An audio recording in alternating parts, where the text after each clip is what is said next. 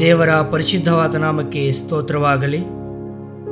ಈ ಮಹಾ ಉಪವಾಸ ದಿನಗಳಲ್ಲಿ ನಮ್ಮೆಲ್ಲರಿಗೆ ಸ್ವಲ್ಪ ಸಮಯ ಧ್ಯಾನಕ್ಕಾಗಿ ಪವಿತ್ರ ಯೋಹಾನನು ಬರೆದ ಸುವಾರ್ತೆ 12ನೇ ಅಧ್ಯಾಯ 20ರಿಂದ 28 ವಚನಗಳ ತನಕ.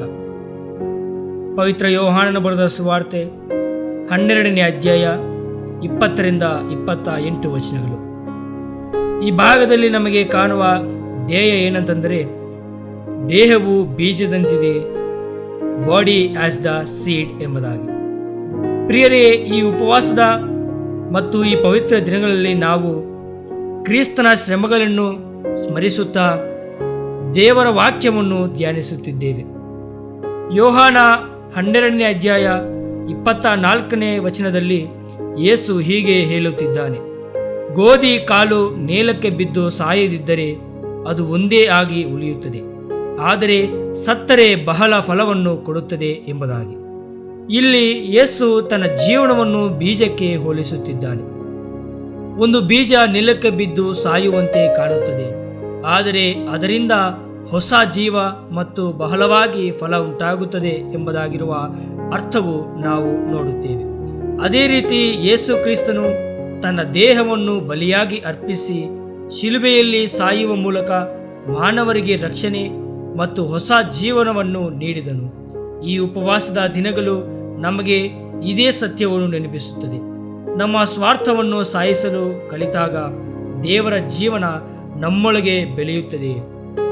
ನಾವು ಯೋಬು 19ನೇ ಅಧ್ಯಾಯ 25-26ರಲ್ಲಿ ಯೋಬನು ಹೀಗೆ ಹೇಳುತ್ತಿದ್ದಾನೆ, ನನ್ನ ವಿಮೋಚಕನು ಜೀವಂತನಾಗಿದ್ದಾನೆ, ನನ್ನ ಚರ್ಮವು ನಾಶವಾದರೂ ನನ್ನ ದೇಹದಲ್ಲಿಯೇ ದೇವರನ್ನು ನೋಡುವೆನು ಎಂಬುದಾಗಿ. ಯೋಬನ ಮಾತುಗಳಲ್ಲಿ ಒಂದು ಮಹತ್ವದ ನಂಬಿಕೆ ನಾವು ನೋಡಬಹುದು.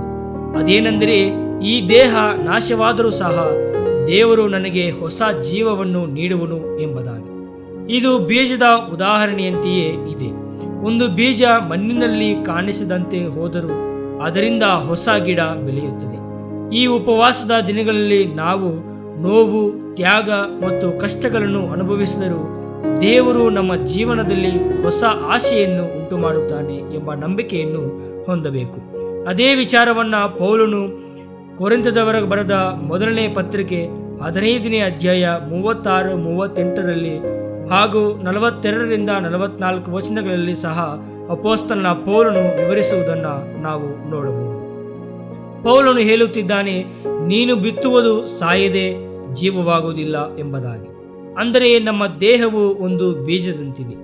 ಈಗಿರುವ ದೇಹವು ದುರ್ಬಲವಾದದ್ದು, ನಾಶವಾಗುವುದು. ಆದರೆ ದೇವರು ನಮಗೆ ಪುನರುತ್ಥಾನದ ದಿನದಲ್ಲಿ ಮಹಿಮೆಯಾದ ಹೊಸ ದೇಹವನ್ನು ನೀಡುತ್ತಾನೆ. ಬೀಜವನ್ನು ಬಿತ್ತುವಾಗ ಅದು ಮಣ್ಣಿನಲ್ಲಿ ಮರೆಯಾಗುತ್ತದೆ, ಆದರೆ ನಂತರ ಅದರಿಂದ ಸುಂದರವಾದ ಗಿಡ ಹೊರಬರುತ್ತದೆ. ಅದೇ ರೀತಿ ನಮ್ಮ ಜೀವನವು ದೇವರ ಕೈಯಲ್ಲಿ ಬಿತ್ತಲ್ಪಟ್ಟ ಬೀಜದಂತಿದೆ. ಈ ಉಪವಾಸದ ಕಾಲದಲ್ಲಿ ನಾವು ಯೇಸುವನ್ನೇ ಉದಾಹರಣೆಯಾಗಿ ನೋಡಬೇಕು. ಯೇಸು ತನ್ನ ಜೀವವನ್ನು ದೇವರ ಇಚ್ಛೆಗೆ ಅರ್ಪಿಸಿದ್ದಾನೆ. ಯೋಹಾನನ ಸುವಾರ್ತೆ 12ನೇ ಅಧ್ಯಾಯ 27-28ರಲ್ಲಿ ಯೇಸು ಹೇಳುತ್ತಿದ್ದಾನೆ, ತಂದೆಯೇ ನಿನ್ನ ನಾಮವನ್ನು ಮಹಿಮೆಪಡಿಸಲಿ ಎಂಬುದಾಗಿ. ನಮ್ಮ ಜೀವನವು ಕೂಡ ದೇವರ ಮಹಿಮೆಗೆ ಬೀಜದಂತೆ ಬಿತ್ತಲ್ಪಡಬೇಕು. ನಾವು ನಮ್ಮ ಜೀವನದಲ್ಲಿ ತ್ಯಾಗ, ಪ್ರಾರ್ಥನೆ ಮತ್ತು ಪ್ರೀತಿಯ ಜೀವನವನ್ನು ನಡೆಸಿದಾಗ ದೇವರು ನಮ್ಮ ಮೂಲಕ ಬಹಳ ಫಲಗಳನ್ನು ತರುವಂತವನಾಗಿದ್ದಾನೆ. ಹಾಗಾಗಿ ಈ ಮಹಾ ಉಪವಾಸದ ದಿನಗಳಲ್ಲಿ ನಾವು ನಮ್ಮ ಸ್ವಾರ್ಥವನ್ನು ತ್ಯಜಿಸಿ ದೇವರ ಇಚ್ಛೆಗೆ ನಮ್ಮ ಜೀವನವನ್ನು ಸಮರ್ಪಿಸುವಂತವರಾಗಿರೋಣ.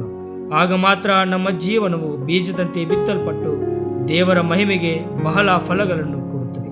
ಅದೇ ರೀತಿ ಇತರರಿಗೆ ಆಶೀರ್ವಾದವಾಗುತ್ತದೆ ಮತ್ತು ದೇವರ ನಾಮ ಮಹಿಮೆ ಪಡುತ್ತದೆ.